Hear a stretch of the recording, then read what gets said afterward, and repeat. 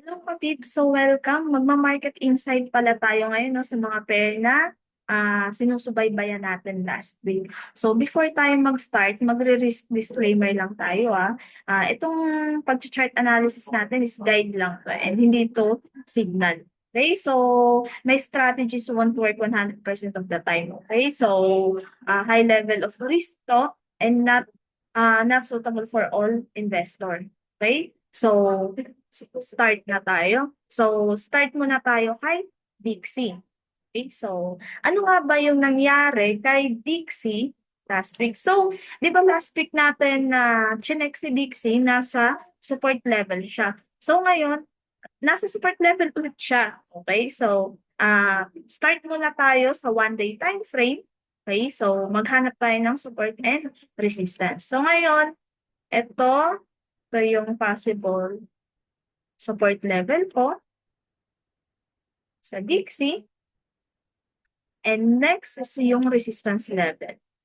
So, ito yung possible resistance level naman na nakikita ko sa Dixie. Okay? Ayan. So, ngayon yung presyo, nasa support level siya. Okay? Kung makikita natin. Ayan. So, ilang beses siya nag-touch. Okay? Dito, umakyat. Then, na-reject sa level na to. Okay? Tapos, bumaba ulit. Na-reject ulit sa level na to. Okay? So, makyat. And na-reject niya ulit yung level na to. Okay? So, ngayon, yung presyo andito sa support level natin. Okay? So, nung nag-touch siya sa support level, nagpakita siya ng bearish candle. Kaso nga lang, yung bearish candle, biglaan kaagad niya, sinundan kaagad ng bullish candle. So, meaning, invalid kaagad yung pinakita niya sa support level na bearish candle. Okay? So, hindi nagkaroon ng malinaw na breakdown sa support level. Sinundan kaagad niya ng bullish candle. Okay? So, ang last na pinakita niya is bullish candle. So, may possible na yung Dixie, may possible pang umakyat ulit sa resistance level. Ito. Okay? Kasi ang last na pinakita niya is bullish candle. Okay? Pero syempre, yan nga yung sinasabi na wala tayong control sa market. So may possible kahit anong pwedeng kahit anong gawin niya. Okay? So, ito lang yung ano natin, chart analysis natin sa dollar index. Okay? So, dito, sa akin si Dixie may possible pang umakyat sa resistance level ulit. Okay? Kasi nasa support level, nagpakita siya ng bullish candle na nagsasabi na may ano pa rin yung mga buyer na gusto pang iangat si dollar.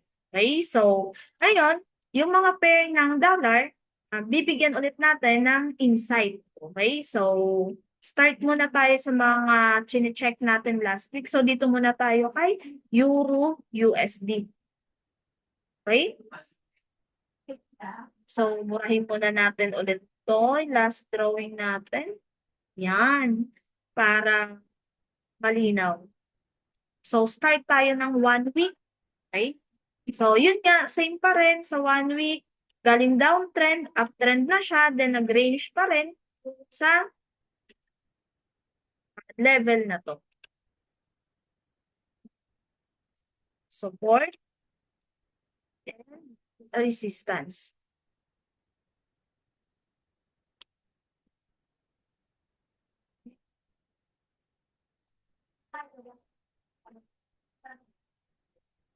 Ayan.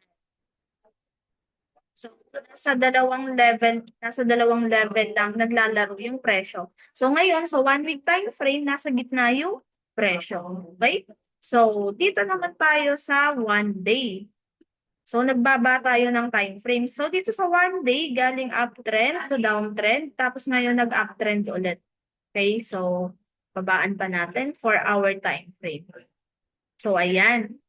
So, ngayon, di ba yung last update natin is yung 4-hour time frame, nagkaroon siya ng higher high and higher low. Okay?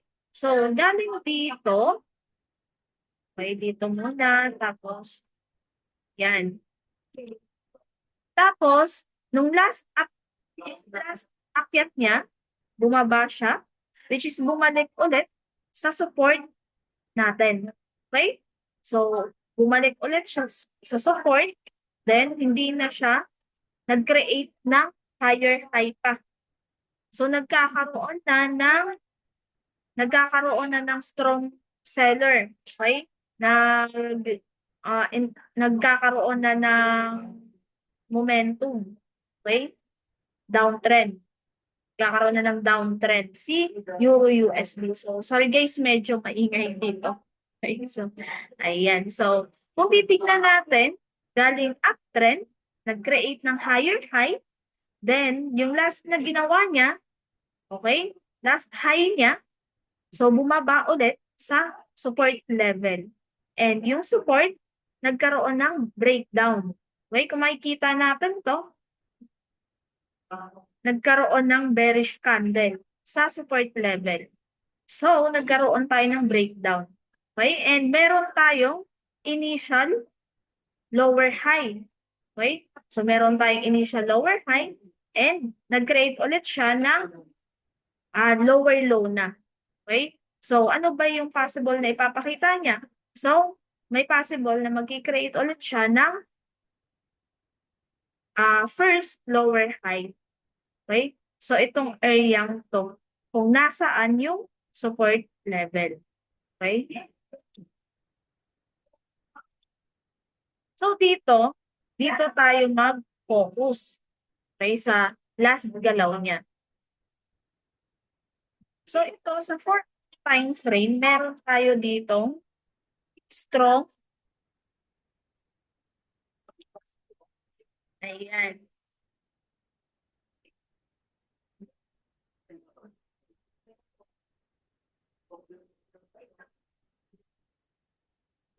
Ayan. So, meron tayo dito resistance level. Okay? Strong resistance. And ngayon, meron tayo strong support level. Ayan. So, meron tayong strong resistance and strong support level. So, ngayon, yung presyo sa 4-hour time frame, hindi na siya nag-create pa ng higher high. So, may possible na sa 4-hour time frame, may possible na gagawin pa niya short-term downtrend. Okay? Kasi nag-create na siya ng initial low. Okay? So, magpa-final lang to, masasabi ko lang na kasi ang create niya pa ngayon is a lower high. So, lower high and lower low.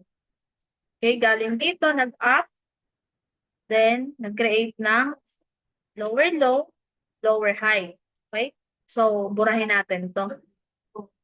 So, dito, maglalagay tayo dito ng mga minor support and resistance. Okay? So, itong level na to, ito yung resistance level natin.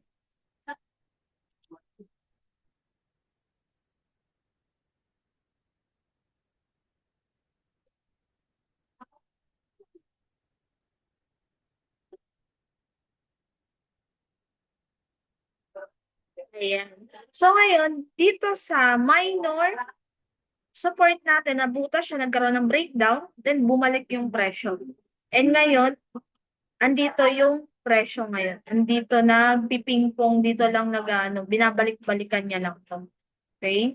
So, ano nga ba yung possible niyang gagawin? So, kung itutuloy niya to, meaning, kung hindi niya kayang butasin tong support na naging resistance, so, magkikreate siya ng lower low, lower high. Okay? And mabibreak niya tong level na to. Okay? So, dito kasi ito yung create niya last impulse. Okay?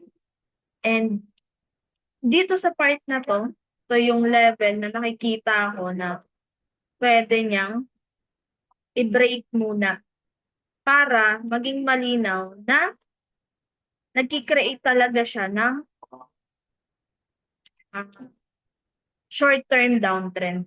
Okay? So tatandaan natin guys sa 1 week time frame si Euro USD, uptrend tapos nagpipingpong lang siya. So ngayon sa 4-hour time frame, ito ang nangyari lang sa kanya is short-term downtrend hangga't hindi nabubutas yung support level natin sa 1 week. Okay? Hangga't hindi nagkakaroon to ng breakdown dito sa level na to, so uptrend pa rin si Euro USD. So sa 4-hour time frame, short-term downtrend lang yung ginagawa niya. Okay? So, anytime, pwede siyang mag-create ulit, mag-uptrend ulit. Okay? So, ang kailangan lang naman natin is magtugma yung higher time frame, 1 week, to lower time frame. Kung di 1 hour, 4 hour na nag-create ng higher high and higher low. Okay?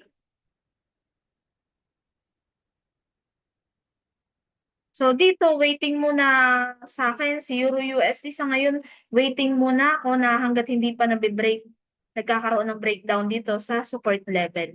Okay? Kasi yung presyo ngayon, medyo magulo pa sa Euro USD and nagpipingkong pa lang siya sa level and nag-aano pa lang siya. Possible pa lang nag-change of structure pa lang siya. Galing uptrend, kung makikita natin to. Ayan. To downtrend. Okay? So, 4-hour time frame pa lang yan. Okay? So, next is Euro. Dito muna tayo kay Euro USD.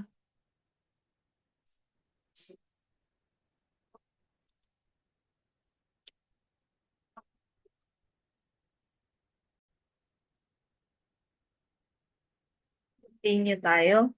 So, dito naman tayo kay AUD USD. Okay? So, start muna tayo ng 1 week time frame. So, kung makikita natin, 1 week time frame, downtrend pa rin talaga siya. Okay? So, yung trend direction niya is downtrend pa rin talaga. Okay? Pero ngayon, sa part na to, meron dito, hindi pa ganun ka-clear na nag-create ng, hindi na siya nag-create ulit ng lower low sa part na to. Okay, may mga rejection ang nangyari. Okay? So, makikita natin, last move na ginalaw niya, okay, last binaba niya, umakyat, tapos hindi na siya nag-create, hindi na nag-create sa part na to ng lower low. Okay? So, burahin muna natin to. Ayan. So, ngayon, dito sa 1 week time frame, maglagay naman tayo dito ng support and resistance. Okay? So, ito yung part na to. Pwede natin to lagyan ng support level. And dito sa part na to, ito naman yung resistance natin. Ayan. Yan. So, ngayon yung presyo ulit sa AUD-USD, nasa gitna siya. Okay? And kung makikita natin, first touch, first reject, okay? Then, so ito nga, ito pa yung mako-consider natin na first, ano pa, first touch kasi hindi na siya nag-create pa ng lower low. Ayan. So, nung last baba na ginawa niya,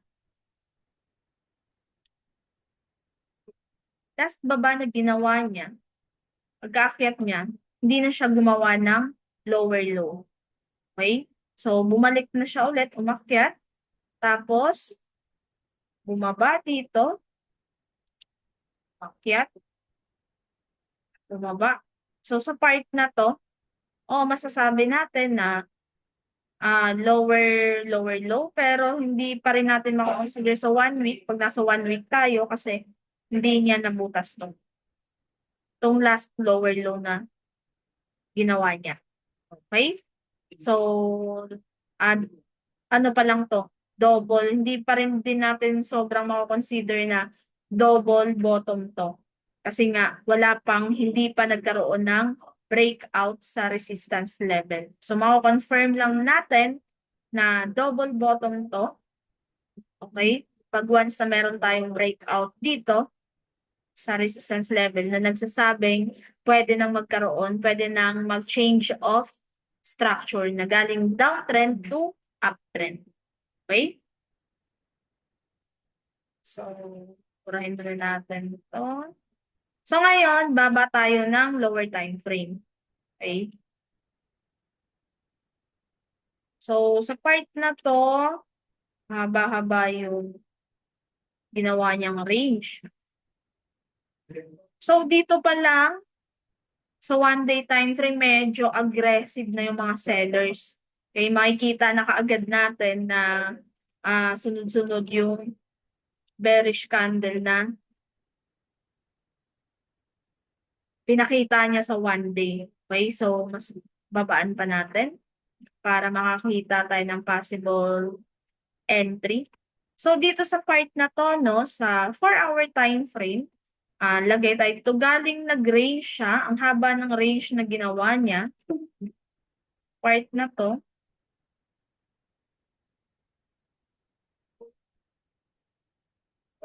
Okay. And ito yung last resistance na nagkaroon ng breakout. Then, nung nag-pull back, hindi na nagpakita ng healthy pullback. Okay, nagkaroon ulit ng breakdown kung nasan yung resistance level. So, ngayon, yung resistance level turned into support na siya. Oh, resistance level, sorry. So, yung resistance level nagkaroon ng breakout, then hindi nagpakita ng healthy pullback. Okay? So, ang ginawa niya, instead na gumawa siya ng higher high, ang ginawa niya, nagkaroon siya ng breakdown kung nasan yung resistance turned into support. So, ngayon, resistance ulit siya. Okay? Na may possible na si AUD-USD, hindi niya kinontinue yung uptrend na pinakita niya sa 4-hour. Okay? Ito. 4-hour time frame. Hindi niya kinontinue. So, aggressive yung mga sellers dito sa part na to. Okay? So, ngayon, sa 4-hour time frame, wala pang pinakitang healthy pullback. Okay? So, kung dito sa AUD-USD, masasabi ko na galing uptrend na downtrend. So, ngayon sa 4-hour, ano muna ako dito? Downtrend. Okay? Short-term downtrend muna ako. So, hindi nga, yung trend direction nga niya sa 1 week is downtrend talaga eh. Okay? So, may possible na pwede nang magtugma yung 4-hour time frame and 1 week time frame na downtrend. Okay? So, sa akin, strong short ako dito kay AUD-USD. So, ang tatimingan na lang dito is yung nasan yung mga entry points. Okay? Saan tayo possible na mag-aabang ng sell opportunity. So, dito sa part kasi na to, nagkaroon ng breakout, pullback, then, dito sa part na to, ito yung strong resistance natin ngayon. Okay? So, wala pang healthy pullback yung ginawa niya. Wala pang healthy pullback. So, mag-aabang muna ako dito. Siguro kung babalik man siya dito sa level na to. Okay? Pwede. So, try nga natin gumamit ng feed. Try natin gumamit ng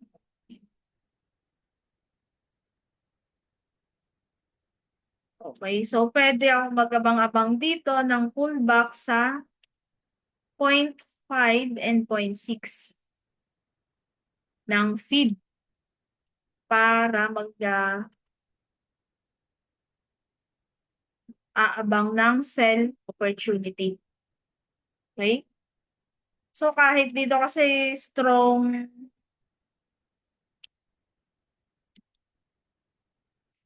aggressive yung mga sellers. So, kung magpo-pullback man siya, siguro mag-aabang na ako dito sa 0.3. Okay? 0.3. Tapos, next abang ko is 0.5. Kung magre-react pa rin talaga siya, kung ipupush pa rin niya yung presyo, dito is 0.5. Then yung last abang ko is 0.6. Okay? Para yung impulsive na to, yung galaw na to, ito yung aabangan ko, tatimingan ko para makapag-sell ako. And kasi nagtugma na yung 4-hour time frame and 1 week.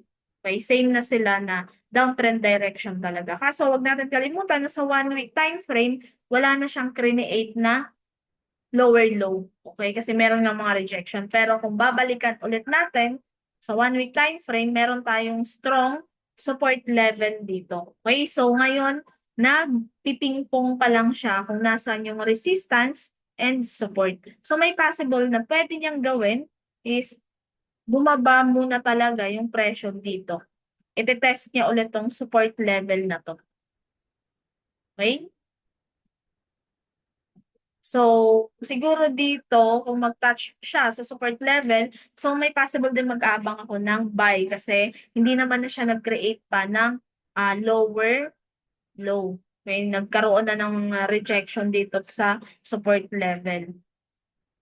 Okay? So, nagpipingpong pa lang siya sa higher time frame.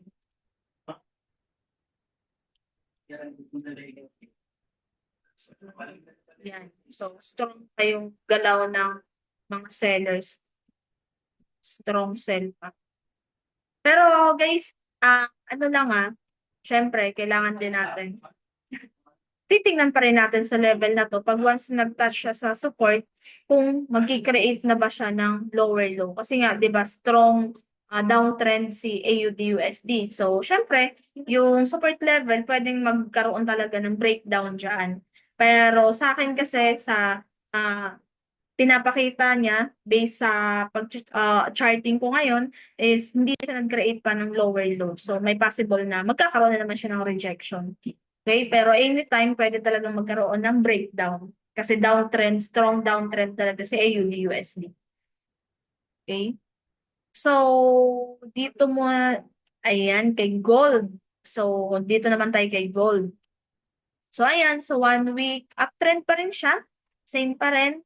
Trend direction niya, uptrend. Then, hindi pa naman din nagkaroon ng break dito sa impulsive last impulse na pinakita niya. So, ang ginawa lang niya is nag-range lang talaga. So, makikita natin no, sa 1 week, hindi pa talaga ganon nasundan niya ng bearish candle, strong bearish candle, yung inverted hammer. Okay, so nagpakita siya ng inverted hammer kung nasaan yung resistance level natin. Okay? Pero hindi niya sinundan ng strong bearish candle. Okay? So, punta tayo sa 1 day. So, ano pa rin natin na si gold is uptrend pa rin talaga. Okay? So, flat tayo dito ng support and resistance. So, itong level na to, ito yung support level and resistance.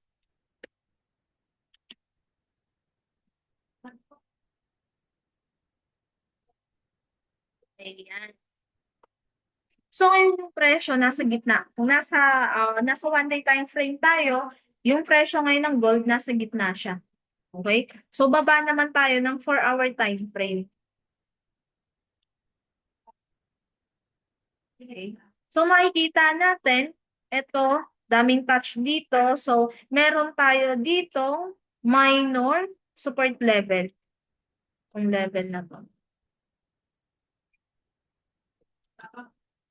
Meron tayong minor support level. So, dito kasi nagkaroon ng breakout dito. Nag-create ng higher high.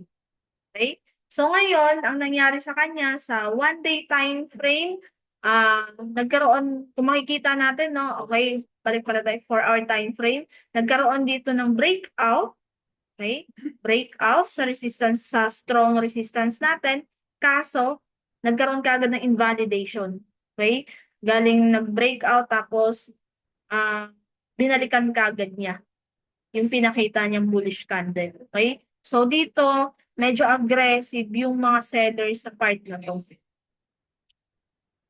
So, dito, pinapakita pa lang niya. Naging aggressive ulit yung mga sellers dito. And yung last, so dito tayo magbe-base sa dalawang to. Kasi medyo sunod-sunod yung bearish candle na pinapakita niya. Okay? So, dito tayo ito yung part na i-analyze natin. So, itong part na to, if i-feed natin yan, ayan, last higher high niya, tapos nagkaroon ng bearish candle, hindi na nag-create ng, so dito tayo mag-feed. So, sa feed, nag-pull back siya sa 0.5 kung saan yung gusto nating abangan, no, na resistance level. So, ito kasi strong resistance level talaga to. Nagkaroon lang ng fake break. So, confirm na siya, nagkaroon lang tayo ng fake breakout. Okay? Nagpakita siya ng impulsive move, downtrend. Okay? So, nag-pull back sa 0.5 and ngayon, nagkaroon ulit ng aggressive move.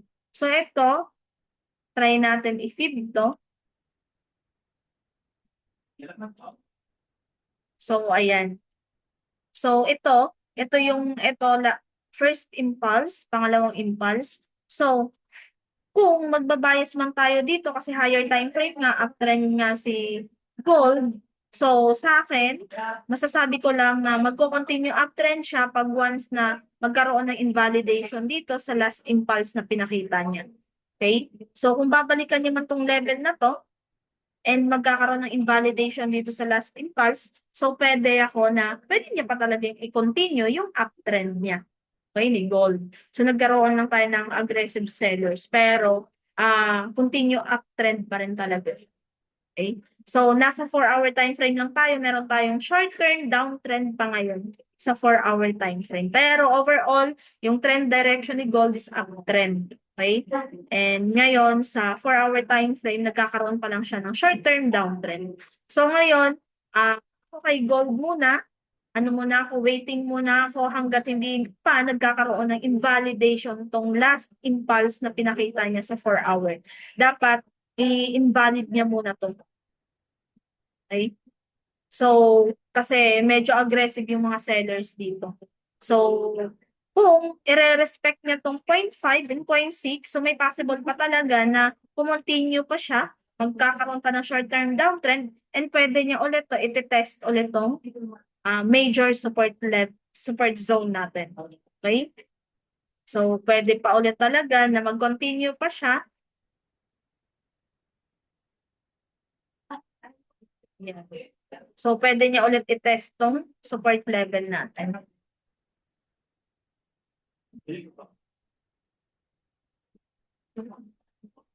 Okay, so sa ngayon, abang-abang muna ako nito by next week kung i-reject niya ba ito. Papakita ba siya dito ng aggressive bearish candle or aggressive bullish candle. So kung magpapakita siya dito ng aggressive bullish candle, so may possible na may invalid talaga tong last impulse. Pero kung magkakaroon siya dito ng aggressive bearish candle, so pwede niya pang i-continue talaga downtrend, short-term downtrend sa 4-hour. Okay? So, yan muna yung ano natin, no? Kasi medyo mahaba-haba na yung video natin. So, ayan. So, before tayo pala mag-end ng market analysis natin ngayon. So, guys, kung gusto nyo na mas lalo pang or mag-join sa mga live session, mga update na chart analysis natin, meron pala kaming Discord, okay? So, in case na interesado ka, pwede kang mag-comment kung saan mo nakita yung video na to. Okay, kung interesado ka mag-join. So, sa Discord namin, meron kaming monthly subscription. So, for only 500 pesos lang naman siya. Sobrang mura lang niya. Ginawa lang namin, sobrang mura lang siya kasi nga, ano lang siya, kumbaga community ng mga trader. Okay? And doon kami nag-a-update mga coaches kung ano yung mga chart analysis and ano yung mga possible na pwedeng ma-entryhan na pair. Okay? So, nag-share kami doon ng mga insight namin sa mga pair, ano yung mga mino-monitor, ano yung mga tinitrade namin. Okay? So, more on sharing and syempre more on andun din yung pag-educate, kumbaga, pagtuturo. Okay? So, yun, mga iba-ibang ano, merong technical, fundamental, and meron din tayong psychology. Okay? So, ayan. So, kung ikaw naman beginner na hindi ka pa masyadong familiar about forex, so si PIP meron tayong modules. Okay? So sa mga beginner meron tayong modules from basic to advanced. Okay? So ayan. So yun lang. So thank you for watching. So bye-bye.